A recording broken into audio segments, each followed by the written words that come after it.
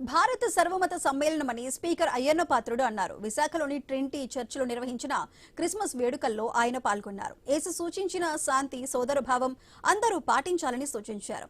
దేశం, రాష్ట్రం, ప్రాంతం బాగుండాలంటే దేవుడి ఆశీస్సులు ఉండాలని స్పీకర్ అయ్యన్న పాత్రుడు చెప్పారు.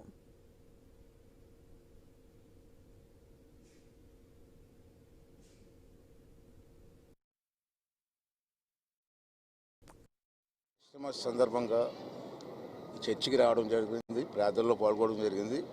ఇవాళ యేసు తాలూకు సందేశాన్ని అందరూ కూడా పాటించవలసింది అవుతుంది. మన భారతదేశం సర్వ మతాల సమ్మేళనం. ఇన్ని మతాలు ఉన్న ఈ భారతదేశాన్ని అందరం కూడా కాపాడుకోవాల్సిన అవసరం ఉంది. అన్నదమ్ముల్లాగా ఉండవలసిన అవసరం ఉంది. ప్రేమాభిమానాలతో ఉండవలసిన అవసరం ఉంది. అందరం కూడా ఈ భారతదేశాన్ని కూడా కాపాడుకోవాలి. దేశం బాగుండాలి, రాష్ట్రం బాగుండాలి, గ్రామాలు బాగుండాలి, మన కుటుంబాలు బాగుండాలి. ఇవన్నీ బాగుండాలంటే భగవంతుడికి ఆశీస్సులు ఉండాలి. అంచేత ఇటువంటి కార్యక్రమాలు పాల్గొని అన్ని మతాలు కూడా అన్నదమ్ముల్లాగా ఉండి భారతదేశాన్ని కాపాడుకుంటూ మన రాష్ట్రాభివృద్ధిలో భాగస్వాములు అవుతూ మన పుట్టిన గ్రామాన్ని కూడా అభివృద్ధి చేసే కార్యక్రమాలు పాల్గొనాలని చెప్పి ఆ భగవంతుని మనస్ఫూర్తి